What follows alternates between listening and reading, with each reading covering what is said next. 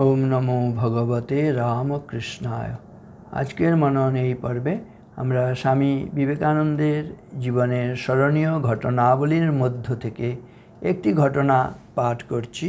আজকের পাঠ 19তম পর্ব বা 19 পর্ব। ঘটনাটি এরকম: স্বামীজি নিজেকে শ্রদ্ধা করতেন নিজের দেশ ও জাতিকে। সঙ্গে সঙ্গে চাইতেন ভারতবর্ষের প্রতিটি মানুষই আত্মমর্যাদা বোধে প্রতিষ্ঠিত হোক। বিদেশে যাওয়ার আগের এই ঘটনা। আবু রোড স্টেশনে গাড়িতে বসে আছেন স্বামীজি। গাড়ি ছাড়তে তখনও দেরি। গাড়ির কম্পার্টমেন্টে বসেই তার সঙ্গে গল্প করছেন তাঁর এক বাঙালি অনুরাগী। এমন সময় এক ইউরোপিয়ান টিকিট চেকার এসে সেই ভদ্রলোকটিকে নেমে যেতে বললেন। সেই ভদ্রলোকও রেল কর্মচারী। তিনি সাহেবকে বোঝাতে চেষ্টা করলেন যে তিনি নিয়ম বিরুদ্ধ কিছু করেননি। সাহেব তা শুনতে চাইলেন না। ফলে দুজনের তর্ক বেঁধে গেল। তর্ক যখন বেড়ে উঠেছে তখন স্বামীজি মধ্যস্থতা করবার জন্য চেষ্টা করলেন। সাহেব ভেবেছিলেন স্বামীজি সামান্য সন্ন্যাসী, তাই তিনি ধমক দিয়ে উঠলেন, তুম কাহে বাত করতে হো। এবার স্বামীজি গর্জে উঠলেন, তুম বলছো কেন? ঠিকমতো ব্যবহার করতে জানো না? তুমি ফার্স্ট ক্লাস আর সেকেন্ড ক্লাসের প্যাসেঞ্জারদের দেখাশোনা করে থাকো আর লোকের সঙ্গে ব্যবহার করতে জানো না? আপ বলছো না কেন? বেগতিক দেখে সাহেব এবার ইংরেজিতে বললেন, দুঃখিত, আমি এই ভাষাটা ভালো জানি না। আমি শুধু এই লোকটাকে I only wanted this man.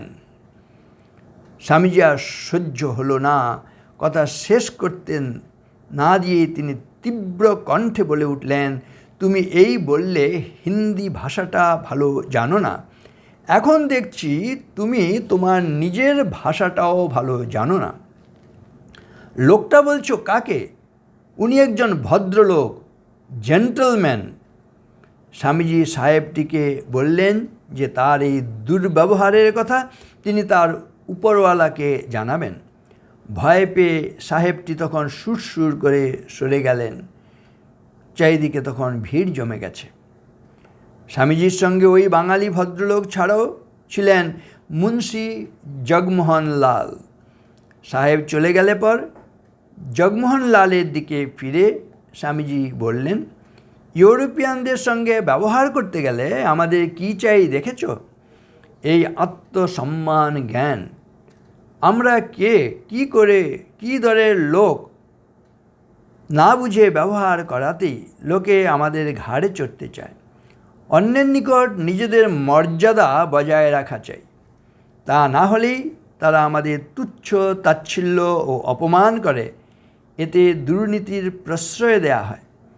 শিক্ষা ও সভ্যতায় হিন্দুরা জগতের কোনো জাতির চেয়ে হীন নয়, কিন্তু তারা নিজেদের হীন মনে করে বলেই একটা সামান্য বিদেশিও আমাদের লাথি ঝাঁটা মারে, আর আমরা চুপ করে তা হজম করি।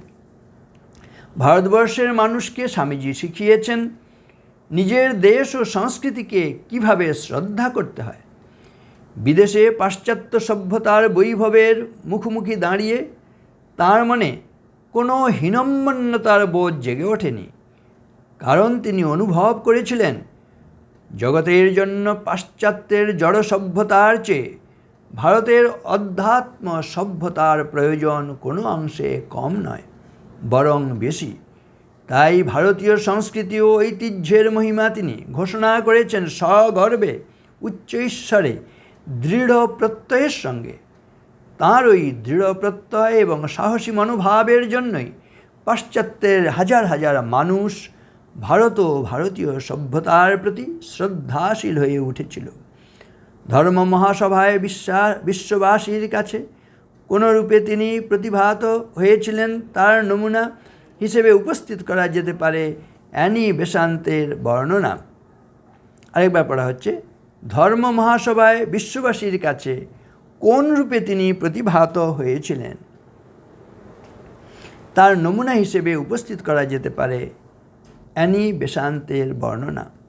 অ্যানি বেসান্ত বলেছেন, চিকাগোর ঘন আবহাওয়ার মধ্যে জ্বলন্ত ভারতীয় সূর্য, সিংহতুল্য গ্রীবা ও মস্তক, অন্তর্ভেদী দৃষ্টি, স্পন্দিত ওষ্ঠ, চকিত দ্রুত গতি, কমলা ও হলুদ রঙের পোশাকে পরমাশ্চর্য ব্যক্তিত্ব স্বামী বিবেকানন্দ সম্বন্ধে আমার প্রথম প্রতিক্রিয়ার রূপ এই। ধর্ম মহাসভার প্রতিনিধিদের জন্য নির্দিষ্ট কক্ষে যখন আমি তাকে প্রথম দেখলাম তখন এরকমই দেখলাম। সন্ন্যাসী তার পরিচয় নিশ্চয়ই, কিন্তু সৈনিক সন্ন্যাসী তিনি। প্রথম দর্শনে বরং সন্ন্যাসীর চেয়ে সৈনিকই বেশি মনে হয়। মঞ্চ থেকে এখন নেমে এসেছেন, দেশ ও জাতির গর্ব ফুটে আছে দেহের রেখায় রেখায়। পৃথিবীর প্রাচীনতম ধর্মের প্রতিনিধি পরিবেষ্টিত হয়ে আছেন কৌতূহলী অর্বাচীনদের দ্বারা, যারা কোনো মতেই নিজেদের দাবি ত্যাগে প্রস্তুত নয়, যারা যেন বলতে চায় তিনি যে সুপ্রাচীন ধর্মের প্রতীক পুরুষ, সেই ধর্ম আশেপাশে সমবেত ধর্ম সমূহের মহিমার চেয়ে হীনতর। কিন্তু না, তা হবার নয়। ধাবমান উদ্ধত পশ্চিম দেশের কাছে ভারত যতক্ষণ তার এই বাণীবহ সন্তান বর্তমান আছে ততক্ষণ লজ্জিত থাকবে না। ভারতের বাণীকে তিনি বহন করে এনেছেন, ভারতের নামে তিনি দাঁড়িয়েছেন। সকল দেশের মধ্যে রানীর মতো যে দেশ থেকে তিনি এসেছেন তার মর্যাদার কথা স্মরণ রেখেছিলেন এই চারণ সন্ন্যাসী, প্রাণবন্ত, শক্তিধর, নির্দিষ্ট উদ্দেশ্যে স্থির স্বামী বিবেকানন্দ, পুরুষের মধ্যে পুরুষ, নিজেকে উত্তোলন করার সামর্থ্য সম্পন্ন চরিত্র। অপূর্ব এই কথা। অরিজিনাল ইংরেজিতে অ্যানি বেসান্ত যেভাবে বলেছেন সেটি পাঠ করা হবে। গোটা বিষয়টি আরেকবার ইংরেজিতে যেভাবে বর্ণনা করা হয়েছে সেটি পাঠ করা হচ্ছে। সেটি এরকম: Swamiji had a deep sense of self-respect and also wanted all Indians to be equally conscious of their self-respect. The following incident prior to his journey to the West will illustrate this point. Swamiji and Jagmohan Lal were sitting inside a railway coach at the Abu Road station, waiting for the train to leave for Bombay. A Bengali admirer of Swamiji, who came to see them off, was also in the compartment. In the meantime, a European ticket collector came and harshly ordered the gentleman out of the train.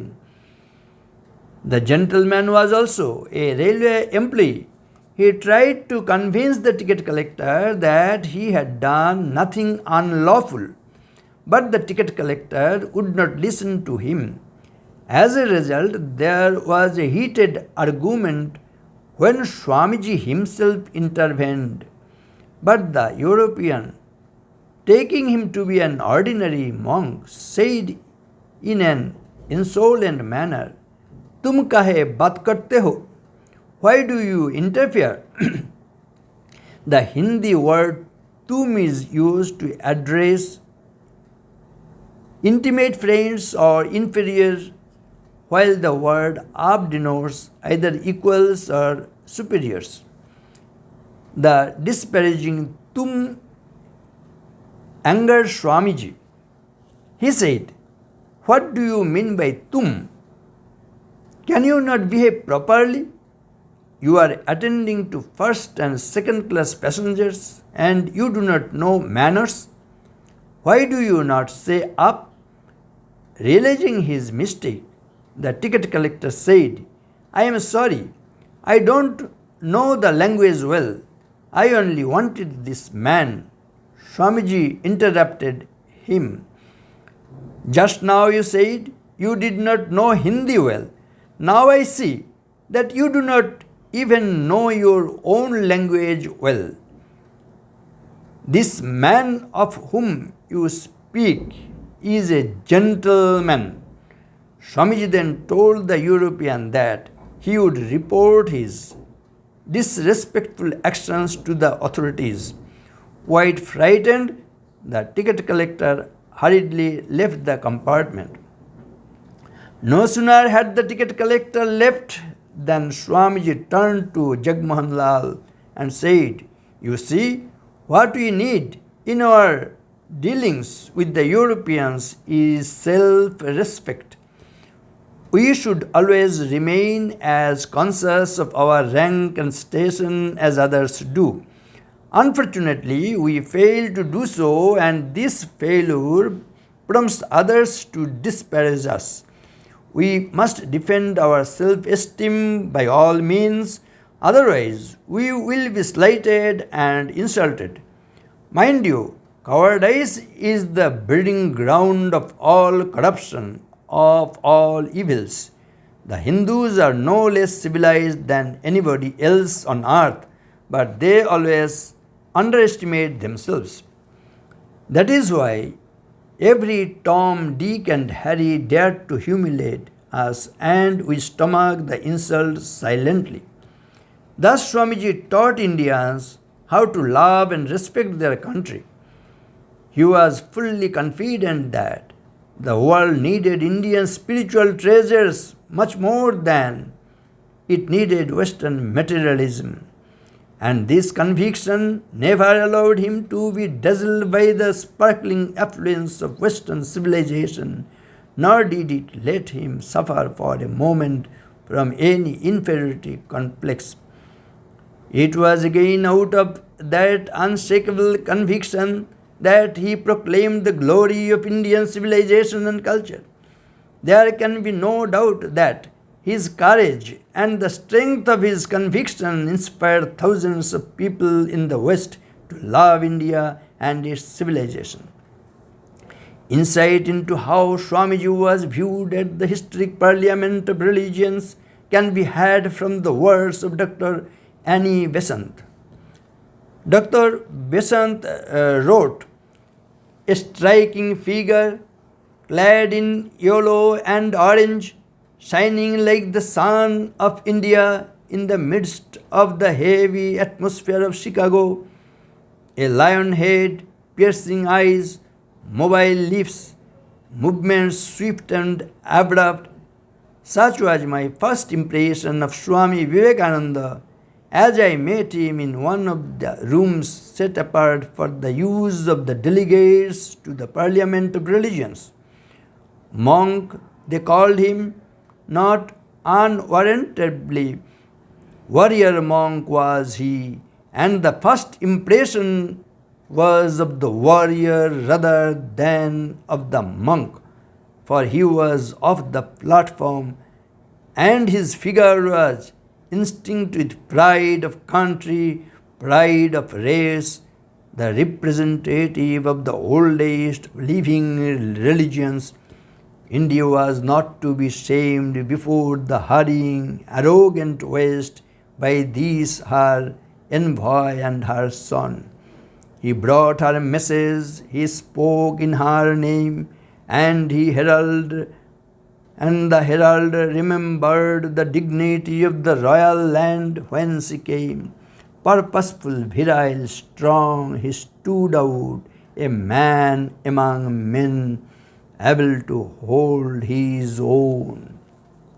Swamiji সম্বন্ধে বলা হচ্ছে অপূর্ব সুন্দর কবিতায়, বিবেকানন্দ এলো রে এবার, ওই শোনো তাঁর বিজয় হুঙ্কার, নর ঋষি আজি ধরাধামে এলো, ছাড়িয়া সপ্ত ঋষিমণ্ডল, বরা ভয় কর কমল যুগল, মুছাবে সকল কালিমা ধরার, বিবেকানন্দ এলো রে এবার, ওই শোনো তাঁর বিজয় হুঙ্কার। স্বামী চণ্ডিকানন্দ তার অনবদ্য সঙ্গীত তথা এই কবিতার মধ্যে লিখছেন, বিবেকানন্দ এলো রে এবার, ওই শোনো তাঁর বিজয় হুঙ্কার, নরঋষি আজি ধরাধামে এলো, ছাড়িয়া সপ্ত ঋষিমণ্ডল, বরা ভয় কর কমল যুগল, মুছাবে সকল কালিমা ধরার, বিবেকানন্দ এলো রে এবার, ওই শোনো তার বিজয় হুঙ্কার।